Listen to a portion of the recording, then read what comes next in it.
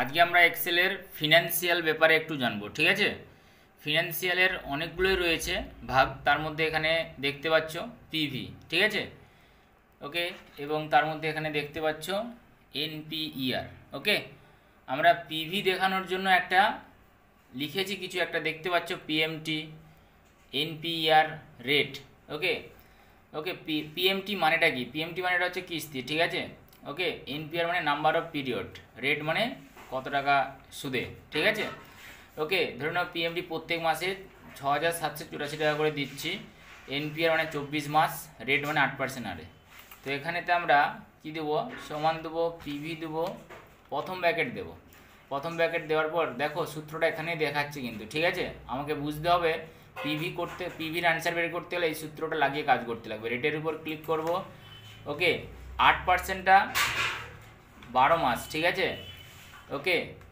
100 টাকার জন্য 8 টাকা লাগবে এক্সট্রা এক বছরেতে, সেই জন্য আমি 12 দিলাম, কমা দিলাম, তার উপরে 24, তারপর কমা দিলাম, তার উপরে এটা, ঠিক আছে, যেটা আমি দিচ্ছি।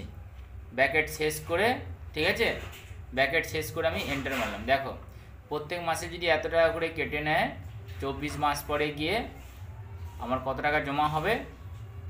ঠিক আছে, 1,49,997, ঠিক আছে, এই টাকাটা জমা হবে। এবারে একই রকমভাবে এনপিআরটা দেখলেই, এনপিআর মানে কি? নাম্বার অফ পিরিয়ড, ঠিক আছে। 1.5 লাখ টাকা ধার নিয়েছিলাম, প্রত্যেক মাসে এত টাকা করে জমা দিচ্ছি 8% হারে, তাহলে কতদিন পরে গিয়ে লোনটা আমার শোধ হবে? তার জন্য সমান দেবো এনপিইআর, ঠিক আছে, ব্র্যাকেট দেবো, রেটের উপর ক্লিক করে ভাজিত 12 দেবো, ঠিক আছে। 12টা কিসের জন্য? 8%টা এক বছরে, ঠিক আছে। তারপর কমা দিয়ে এখানে পিএমটির উপর ক্লিক করব, কমা দেবো, এটার উপরে ক্লিক করব, ব্র্যাকেট শেষ করব, এন্টার মারবো, ঠিক আছে। দেখো 24 বেরিয়ে গেছে। 24টা কি? মান্থ, 24 মাস পরে গিয়ে লোনটা শোধ হবে। এবারে দেখো এখানে যেরকম 24 রয়েছে, ঠিক তেমনিভাবে এই এখানটার কাছেও দেখো 24 রয়েছে, ঠিক আছে। এনপিআরেতে এখানেও কিন্তু 24 রয়েছে, ওকে।